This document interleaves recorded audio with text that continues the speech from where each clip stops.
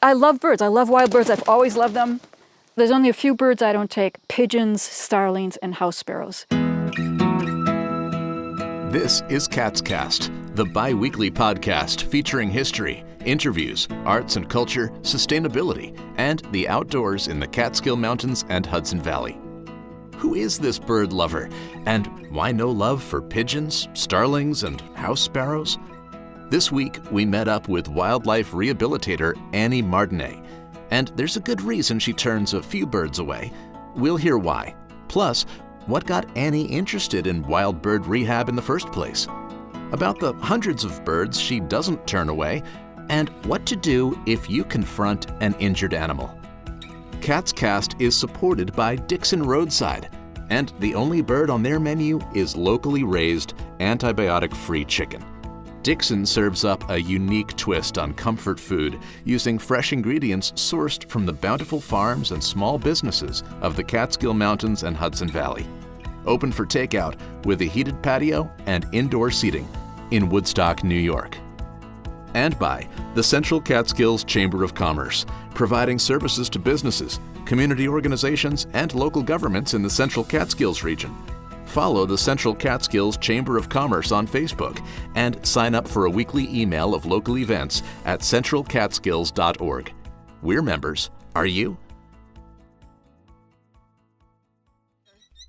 Bird rehabilitator Annie Mardiney and some of her resident raptors visited John Burroughs Woodchuck Lodge as part of their Wild Saturdays program.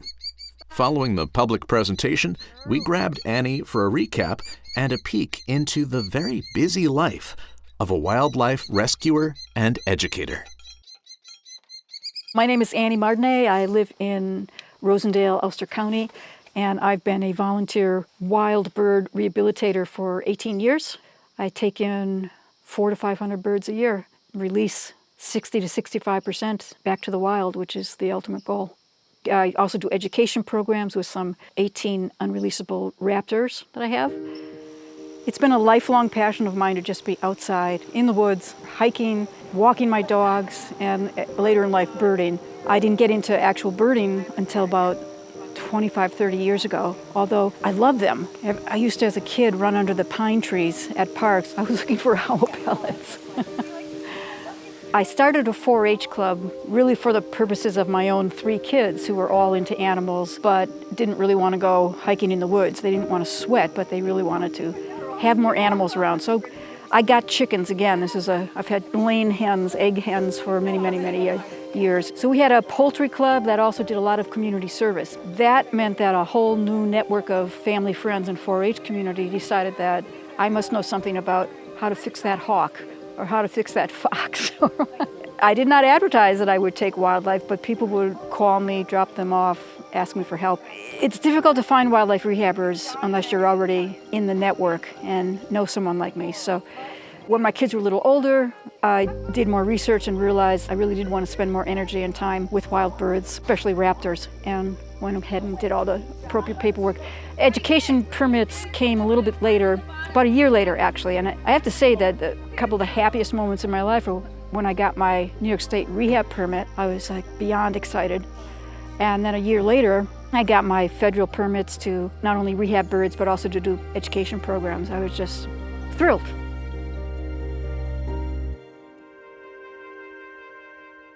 Before retirement, I definitely was doing bird rehab, but it was just logistically, practically hard to respond to all the calls and get the birds and do a lot of birds. So it was more like 100, 200 birds a year I would do while I was working full-time and still raising my kids. For me, it was good therapy. You have to do something when you're working that hard. I retired 4 years ago. So at that point, I could say yes and take in a lot more birds than I could when I was working for 8, 10 hours a day.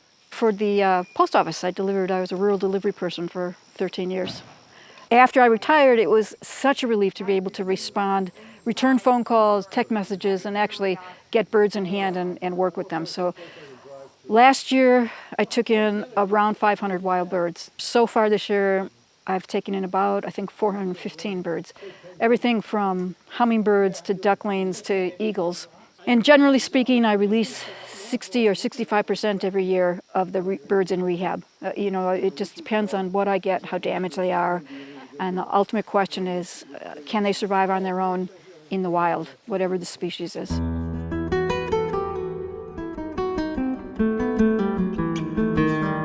So there's only a few birds I don't take. I don't take invasive species, so that is pigeons, starlings, and house sparrows. I want to work with native species. I don't want to spend my time with invasive species who are a big reason that a lot of native songbirds especially are declining. I just don't want to do it, and I don't have to rehab anything I don't want to rehab. If all I wanted to do was raptors, I could choose to do that.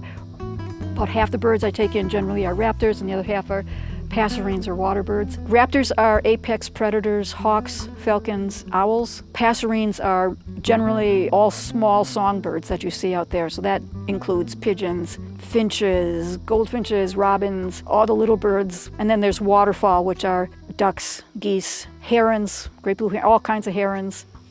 Large birds, especially raptors that are seriously injured, probably need to be seen by my vet, which is really a godsend because there's very few vets that know much about exotics. Most vets are trained in dogs and cats. That's where the money is. That's what most people have. So it's difficult to find a vet that is willing to treat an exotic and also donate their services. And I'm very blessed to have a veterinarian down in Newburgh, which is 45 minutes from me, but still well worth the drive because I actually couldn't do much bird rehab, especially with large apex predator birds. I couldn't do much with them without a veterinarian's help. So, and that may mean that they need to humanely euthanize it, which I can't do that. Those are controlled chemicals that I can't bring home and use.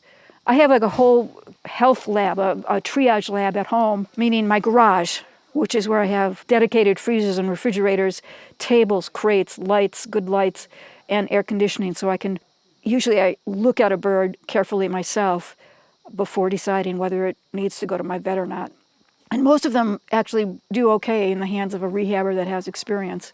I don't have volunteers that will do driving and pickup. There are some rehabbers that do. I don't actually want volunteers bringing me more. I try to only take in as much as I can personally handle. I will take any bird that someone is willing to drive partway to me or all the way to me. I do get birds from New York City and Long Island and sometimes out of state. I get birds from up in Albany. It just depends. There's just so few of us that if someone is really motivated to get a bird to a bird rehabber and no one else is picking up their phone, I'll meet people halfway if I can. So sometimes I'll drive an hour, a little more than an hour to go pick up hawks or owls. If somebody's already got a raptor contained and they can stick it in the back of their car, then that's helpful for me because I can meet them off the thruway or a half an hour away instead of driving a couple hours. Small birds, I really expect people to drive to my door because they're not dangerous. They're small. I just can't spend all my time driving. It's 400 and some birds this year alone. I'd be crazy to drive to pick up every robin that someone finds. It's just not doable. So while picking up an injured bird can mean an hour of driving, after that bird is rehabilitated, Annie might have to drive an hour more to return that bird to familiar habitat. If it's possible, I release them back where I found them, especially for raptors and some other birds, and especially in the spring, in baby season. Most species mate for life, but they aren't humans. So if their mate has died or has been in rehab for 6 months or a year, they move on. They don't sit around mourning their hawk mate that disappeared. The protocol is to try to get them back, but it's not a fixed rule, it's not a law. And so the point is when I release them, whatever it is, I got to release it in a place that's the right environment, right time of day. I like historic cemeteries a lot because there's very few people. There's usually a lot of good wildlife, good insects, good trees, no cars or almost no cars, away from cats. The cats are a huge thing. I can tell you that my personal opinion, my personal stance is no matter what bird I get, if it was injured by a cat, I do not return that bird there. I'd be a complete waste of my energy to save the bird. There's no state or federal money trickling down to wildlife rehabbers, but there's lots of permits required, especially for migratory birds. We can take donations, and they can come in the mail, They can be in-kind goods, so people who follow me on Facebook, if they're on the computer, they can go to Amazon and see a wish list of supplies that I routinely need. Donations can be given to me anytime, like at events such as this. I do a lot of free education programs. I actually think that doing education programs is much more worth my while, honestly, than doing bird rehab. In the moment, for that bird, it's a huge difference to have someone that can help it and can patch it up, can ease its pain. But in the long term, I really think having people be face-to-face with these amazing wild birds will make a bigger difference in terms of politics and their own personal environmental footprint, the choices they make when they walk into a box store looking for something because they have a mouse problem. They'll avoid the rodent poison in the glue traps because they came to one of my talks. They'll buy a regular old snap trap. Or people who have cats will go home and decide, you know what, she's right, this cat is a killer. I'm not going to let this invasive species outside anymore. So I really do think my ed programs make a big difference. Before COVID, I was doing, even last year, I was booked for about 90 programs. I did a couple in January and February, and then of course everything shut down for the rest of the year. So in normal years, I'm very busy. Annie explained how rodent poison can quickly migrate from mouse to raptor. Mouse eats poison, hawk eats mouse, and then poisoned hawk, if lucky, gets treated by a rehabber like Annie. On the day we met in Roxbury, Annie's companions included a red-shouldered hawk, a falcon, a trio of screech owls, and a merlin, all disabled, and all, for one reason or another, unable to rejoin their wild companions. All of her educational birds are rescues, except for one. All but my barn owl. The barn owl I bought from a falconer who had permits to propagate, and I bought that bird because barn owls are so rare in New York State. I only have gotten one in 18 years, one wild barn owl that I patched up and set it free, which is the goal, right? So I wanted children to see a species that will very likely be extinct in New York.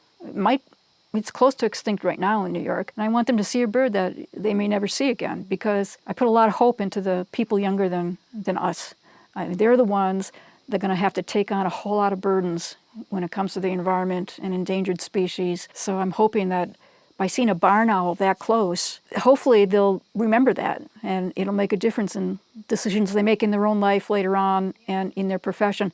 All the other birds that I have as education birds, the ones I brought today and the ones I have at home, are handicapped, would not be able to survive in the wild on their own. They're all raptors. They would not be able to hunt successfully. They would be killed or starve if I just set them loose anyhow. Actually, by law, I can't release any bird that wouldn't survive on its own. The birds that I get in, the goal is to patch them up and set them free.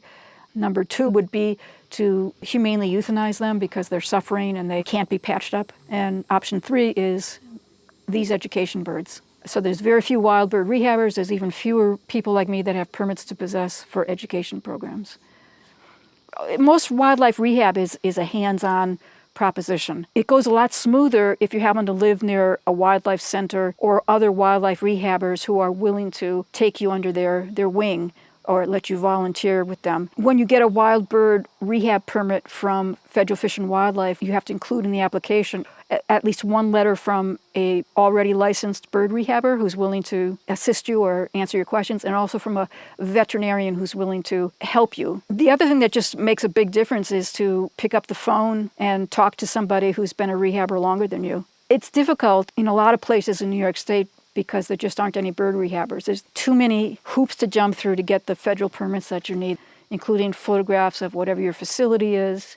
When I applied 18 years ago to do bird rehab, the federal permit asked for proof of 100 hours of hands-on work with birds. Now you have to have 250 hours of hands-on work. I wish it was easier.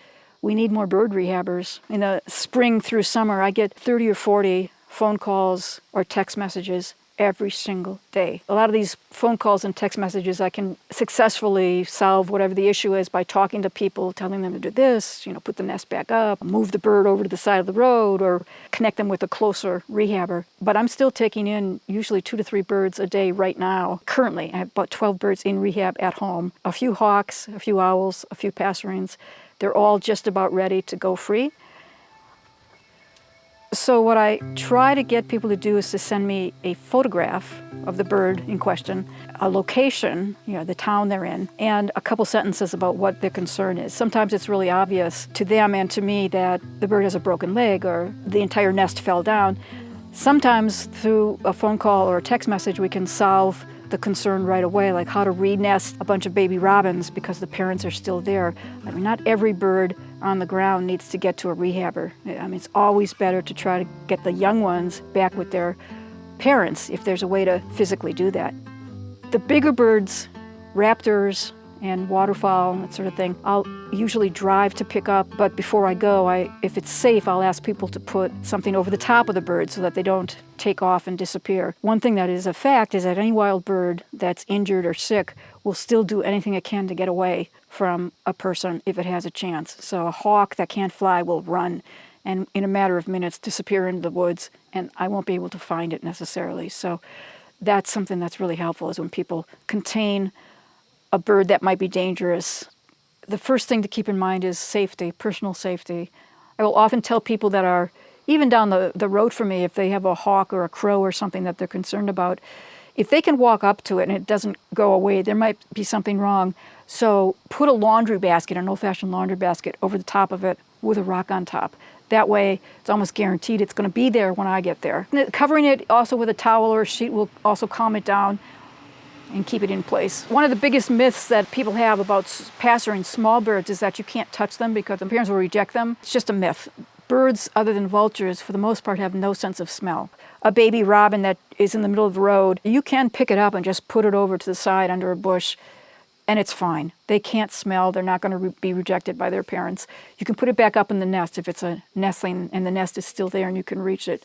1 out of every 10 calls I get in the spring is, baby bird on the ground or a fledgling bird on the ground, and you don't know what to do. So that should clear up a lot of phone calls. Pick it up, put it in a safe place. And also, don't hover by the nest. If you hover too close, the parents may not come back. If this is a new world for people, the world of birding and understanding the stresses and pressures on wild birds and just appreciating wild birds, what I would encourage people to do is connect with local nature societies like John Burroughs organizations, Audubon organizations across the state. Really, all of them lead guided birding walks where you will learn so much in a couple hours of being outside with someone who knows more than you about bird species, or how to fix windows that birds keep banging into, or what's that species that you've always seen but you don't know what it's called.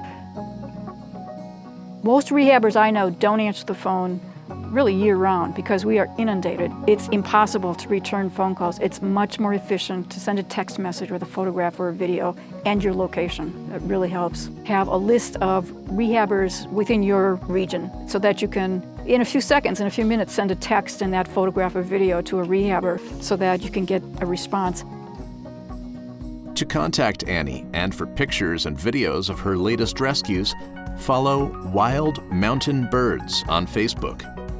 For a list of wildlife rehabilitators near you, go to dec.ny.gov. And thanks to our production intern, Keith Courtwright, for all his post-production work on this episode.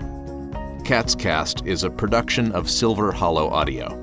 Please be sure to subscribe wherever podcasts are found for free and automatic delivery every 2 weeks. Thanks again to our local sponsors and to you, our listeners, for your contributions to the show. You can help us keep it going by visiting kaatscast.com and clicking support. Until next time, I'm Brett Barry. Thanks for listening.